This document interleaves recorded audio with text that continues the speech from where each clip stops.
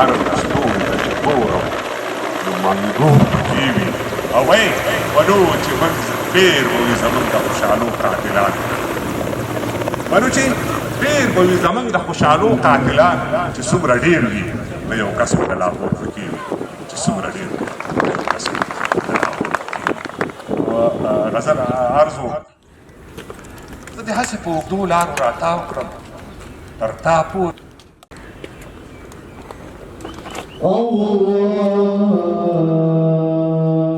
خو یو څو قدمه لار وه څه ګیلې او څه توبې مې ترې لوګیا کړې. ملي او انقلابي شاعر مطیع الله تراب د جنازې مراسمو ته مو ډېر په منډه باندې ځان راورسوه، ډېر په عجله کې وو چې راورسېدو ایله دومره و چې په جنازه کې مو ګډون وکړو. ستا خبرو کې یوه خبر د کار وه او ځای بدل که استاد، ځای بدل که خو خبره بدلوه ما، ځای بدل که خو خبره بدلوه ما. ما دا احتجاج نه د فریاد کومه، هلته مې قبر د سختیو ډک دی، دلته مې دا ژوند د ازغیو ډک دی. تر تخته پورې لار وه که تردار وه سیاست خو د سر د مطیع الله تراب صاحب چې د افغانستان یو منلی او وتلی شاعر و، هغه د ولس اواز، ارمان او هیله انعکاس کوله. نو پیر او پلور دی خو د چا په وینو ځمکه لالهزار وه او سیاست تاریخ د تور بازار روپۍ ده خو دا توره چې هم د سور بادار وه او ستا له مخه هوا نیم پلو کړ پورته که سپوږمۍ نیمه وتلې له مدار وه او په فراقت د غرونه غرونه زړونه ونړېده، په فراقت د غرونه غرونه زړونه ونړېده، د پښتون قوم د سر سالار ترابه چرته لاړې او چې مولاله دې د قوم چاندکې ورکړه ستا لکۍ چا لورلې په ډډار وه ستا نظم و له ننګ او جنګ سره دې مینه کړې، داسې ملنګ سره دې مینه کړې چې څادر نه لري زولۍ نه لري په سر خولۍ په خپو څپلۍ نه لري. خو داسې ملنګ نه یم چې څښاک غواړمه، زه نه خیرات او نه زکات غواړمه، په لمر خاته که په زوال ورانه ده خوله یا په مرګ او یا په سوال ورانه ده. زه د غیرت خورید شنو، زه د غیرت په وخت کې نر ملنګ یم، د بډهبېړې قلندر ملنګ یم، د کلیسا نه د مندر ملنګ یم، د خاناقا نه د غومبر ملنګ یم. په هر ظالم مې چې ګزار کړی دی د سر په بیه مې دا کار کړی دی. دا منم دا نه منم له دې پرته ټیټ مې مشه سر خو له سجدې پرته یا د لاندې ځمکې د سما ربه یا د کعبې ربه او زما ربه. دا ملنګان دا بادشاهان تلک وکړي، دا خبره او دا تیاره او ظلم وکړي. چا چې دې ملک سره جفا کړې ده، چا چې دې ملک سره جفا کړې ده، چا چې په لویش ځمکه سودا کړې ده، د ژوندو مړو یې نسکور صندوق شه، ته وا قبرونه یې د اور صندوق شه. تا خپل ولس او خپل امیر خرڅ کړو، په څو روپو دې خپل ضمیر خرڅ کړو، هغه دې بیا دارالمان ته لاړې ما ته وایي ځان مورکناري مه وهه، خپل او خپلوان مورکناري مه وهه. ته پښتو وایي خو پښتون مړ شوی، پرونی پښتون پرون مړ شوی، پښتون مسلماني چېرته ده، خوشحالخاني او باچاخاني چېرته ده، له تا نه مخکې د هغه خراب دي. ما ته وایي مړه ستا مازغه خراب پښتون مسلماني چېرته ده، خوشحالخاني او باچاخاني چېرته ده، له تا نه مخکې د هغه خراب دي. ما ته وایي مړه ستا مازغه خراب دي. سلام دې واخله زه درځم ته راشه، د پښتون مړ سره لږ تورخم ته راشه، د لرو بر خوړل امونه پوره پتا غن ما غن زه هلته ته دلته راچلي که نه، وګوره ځان نامکمل یې که نه چې دا دیوال تر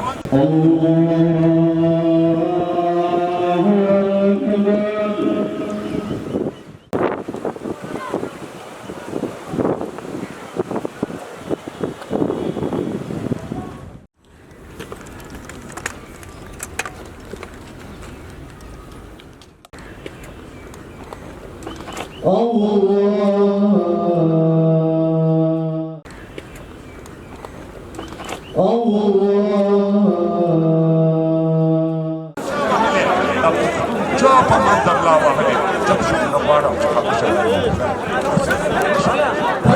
تاسو له کوټې تر خیبره زیاتې له موږ نه دوه برابره زیاتې. خو زه بیرغ روپۍ کابل لرمه، کتاب ښوونځی ښوونکي خپل لرمه. دا هر پټکۍ او هر کاکل وایي، دا باکو خان ویلي اجمل وایي، په خپله خاوره خپل اختیار جنت دی. واوره خپل اختیار جنت دی که دار وي دار که نار وي نار جنت دی. اوس د خوشحال په تېر دوران ژاړئ که د بابړ شهیدان ژاړئ. هلته څه خلک د پاچا په دین وو، څه بیا د پیر او د ملا په دین وو. د وړو خولو نه زور قوت غږیږي، د ټوپک میل نه سیاست غږیږي. یو خوا ثواب بل خوا وبال پروت دی، انصاف په سره مرۍ حلال پروت دی. وا د هر چا په لاس کې زور بلیږي، نړۍ اوده ده پر منګو اور بلیږي. یو د یو بل د بل تور اخستی چې چېرته ګوري اور اخستی. استاد دا سړی سره صلیب موندلی پروت دی، دا سړی سره صلیب موندلی پروت دی، د خپل تاریخ سر ته وژلی پروت دی. درته د خدای پر نوم سوګند کومه، د سر په بیه باندې ژوند کومه. وخت د ټپو او د سندرو نه دی، چپ شه دا وخت د دې خبرو نه دی. هلته لیوانو سره دی ووهه، دلته شپانه سره تندی ووهه. مالګه شیدو په حلوا کې ښه ده، خو له ماته ښه ده که تڼا کې ښه ده. نو سلسله مې د آدمه پیل کېږي، له هغې دمه تر دې دمه چلېږي. څه به نه وایم دا کیسه اوږده ده، د آدم او د هوا کیسه اوږده ده. خو زه قابل یم، ما خپل ورور حابل وژلی، دغه اصل په میراث را رسېدلی. د عرب او پښتنو ګډ رواجونه، د میلاد د مخکې او وروستو تاریخونه، قافلې او قبیلې تلې راغلي. څه نومونه دلته موږ موندلي، داودزی، ابراهیم خیل او ایوب خیل، موسی خیل او هارون خیل او سلیمان خیل، اسحاقزی او یعقوبي، اسماعیل خیل، داسې ډېر قومونه شته دی. د ځلا ټلویزیون قدرمنو لیدونکو سلامونه، مینه، ادب او احترامات مې ومنئ. درنو لیدونکو، د ملي او انقلابي شاعر مطیع الله تراب د جنازې مراسمو ته مو ډېر په منډه باندې ځان راورسوو. ډېر په عجله کې وو چې راورسېدو ایله دومره و چې په جنازه کې مو ګډون وکړو. دوستانو، مطیع الله تراب یو نه هېرېدونکې څېره ده د افغانانو دپاره، او بالخصوص د افغانستان د فرهنګ د برخې لپاره. دلته ډېر زیات په زرهاو نه ووایو په لکاو پورې خلک د ده په جنازې کې د دې ګډون وکړه. نو جنازې اوس پلرنۍ هدیرې ته یوړل شول، هلته به خاورو ته سپارل کېږي. دلته یې له خواخوږو سره او د دې تر څنګ د هغې د فیلډ او د فرهنګ له ملګرو سره خبرې لرو. موږ سره پاتې شي. یوسفزی یم، د یوسف د مخ ښایست یم، هغه زه د پیغمبر اصلي وارث یم. یوسفزی یم، د یوسف د مخ ښایست یم، هغه زه د پیغمبر اصلي وارث یم. خو زه په بل نسب ځان نه ورکوم او په اوسني عرب. دوستانو، یو ځوان مې په څنګ کې ولاړ دی چې دام د مرحوم مطیع الله تراب په جنازه کې ګډون کړی و، او له ده نه به یې واورو. ممکن د سره خاطرې وي، ځکه په دومره سخته ګرمۍ کې د دې تر څنګ په داسې حالاتو کې دلته ځان را رسولی دی چې راننوتل هم په ډېره سخته باندې کېدل. وروره ستړي مې شي، په خیر راغلی. مننه، خوشحاله اوسئ، تاسې هم په خیر راغلی. مرحوم مطیع الله تراب زموږ او ستاسې د ټولو یو ویاړ او افتخار و. نن هغه زموږ سره په دغه نور کله دلته مشاعرې وي، ګډون به یې کوو، نن یې جنازه وه. څه احساس کوئ؟ څومره مایوسه وي دغه په مرګ؟ که په رښتیا ووایو، تراب صاحب د نږدې نه ما خپله نه وکتله، خو اشعار مې ډېر ورته اورېدلي وو، او ډېر زیات زه خو خپله ډېر خفه یم، او ټول ولس تاسې ته معلومېږي چې ډېر خفه دی او په غمجن حالت کې دلته راغلي، د هغې جنازې کې شرکت کړی دی. مسله د هغه وبخي. او بالکل تاسو هم د هغې احساس له مخې چې هغه یو ملي شاعر و، یو د افغانستان غږ و، د افغانانو غږ و، د هغې په خاطر مو دغه جنازې ګډون وکړه، نه؟ همداسې و. بالکل. کوم شعر یې داسې په ذهن کې دې شته؟ شعرونه خو کوم شعر یې ډېر متاثره کړی دی؟ ډېر زیات دي، خو بس سره شته. ستړي مه شئ، په خیر راغلي. السلام علیکم. ستاسو د په اجازې باندې تراب صاحب یو شعر د خپل ځان ویرنه او یاد کومه، دا احتجاج نه د فریاد کومه. هلته مې قبر د سختیو ډک دی، دلته مې دا ژوند د ازغیو ډک دی. د مال ځوانۍ عمر ځواب غواړي، ته د زري زري حساب غواړي. ما یو خرما سخاوت نه دی کړی، ما د یو نوک عبادت نه دی کړی. ای د دې ځمکې د سما مالکه، دا به څه کېږي زما مالکه. وړمه ګناهونه قد په قد په اوږو، دا غرونه مسؤلیت په اوږو. په دې رکوع په دې سجدې له تا نه نه خلاصېږم، خو زه ښه پوهېږم چې په دې له تا نه نه خلاصېږم. خو زما معبوده د خپل ځان راته درک نشته دی، ستا په خدایي کې د یو ذرې برابر شک نشته دی. ای مړي خو په لار د پیغور نه ځي، مړي خو په لار د پیغور نه ځي. دی خپل تاریخ ته مختور نه ځي، شور کومه دی په شور نه ځي. پښتون جنت ته په زور نه ځي، خو په رضا تر دوزخو در سره ځي نه. بالکل، ډېره مننه، خوشحاله اوسئ. مننه صاحب. دغه دا شاعري به نور فقط منګه دی یاره زه وایم که نه بجلیګر ملا صاحب وایي زرحال میندې به کینې خو ستا په شان به زوی رانه وړي زه یم زرحال د رحمان بابا نه سره هم د ټکر وهلی دی که موږ خو دومره علم متاثر نه دی کړی موږ د اماد ګوټ د تراب صاحب شعرونه کله چې د هغه وفات شو شعرونه بس شعر د هغه سره هېڅوک په جهان کې که د رحمان بابا سره تصوف کې شعر کې که ستاسو اجازه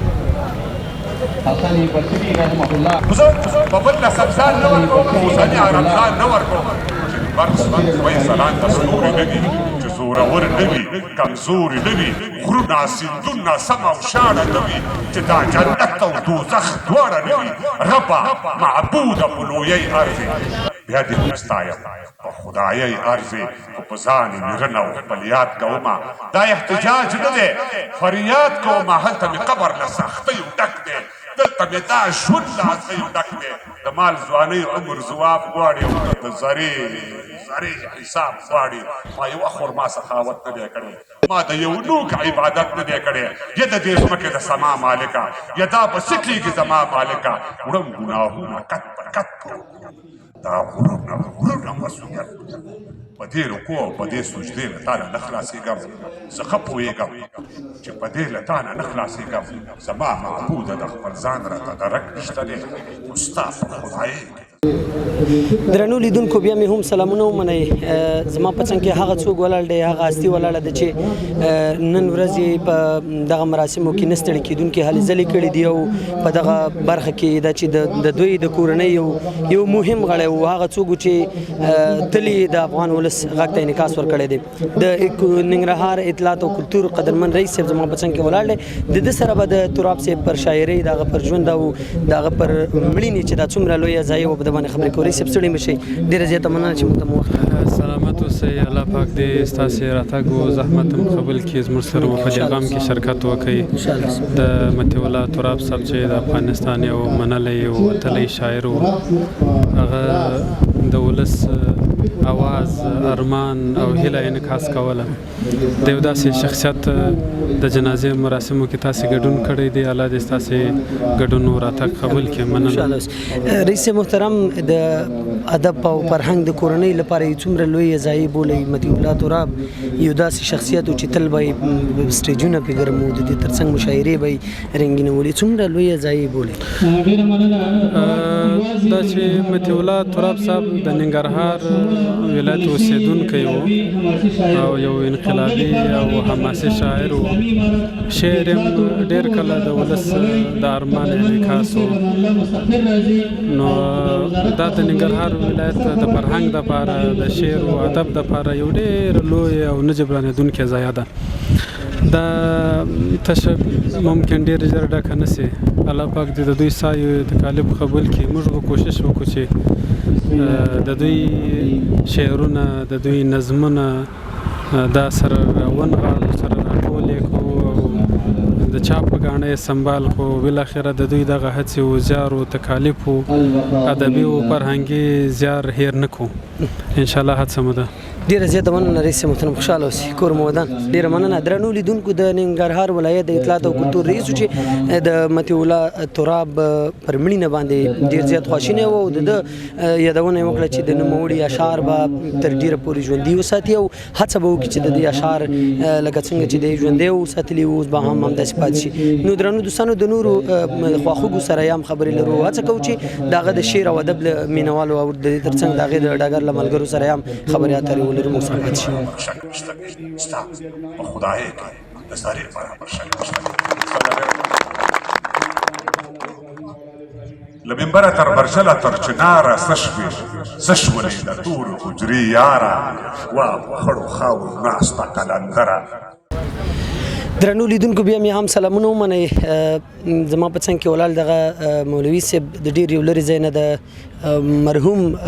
مطیع الله تراب جنازې ته راغلی و دغه د جنازې په مراسمو کې ګډون کړی دی طبعا د شعر مینوال به و د تراب صاحب مینوال به و د چې څومره یې خوښېده څنګه یې دومره د لرې ځای نه په دغه سخته ګرمۍ کې زړه کړی چې راشي د سره به خبرې کوو صاحب ستړي مه شئ بخیر راغلی ډېره مننه چې موږ سره مرکه کوئ وخت مو راکړو د تراب صاحب مړینه د افغانستان دپاره او د بالخصوص د فرهنګ دپاره څومره لویه ضایع بولئ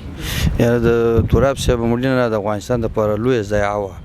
او تاسو خپل ولیده د تراب صاحب جنازه مو ولیدله د یو ملي شاعر یو ملي استعداد درلوده یو ملي احساس درلوده نبی علیه السلام حسان ته وایي یا حسان یو شاعر اسلامي شاعر ويا حسان احجي المشركين وجبريل معك فاذا حاربوا اصحاب الصلاح اے حسانه کله چې ما مرګري په صلاح باندې جنگ کوي نبی رسول الله مجاهدینو ته وي فانت حارب باللسان ته په ژبه باندې جهاد کوه اشعار وای جهاد کوه په ژبه باندې نو دا یو اسلامي شاعر او یو ملي احساس وسره او با استعداد او نو د مرګ یو لوی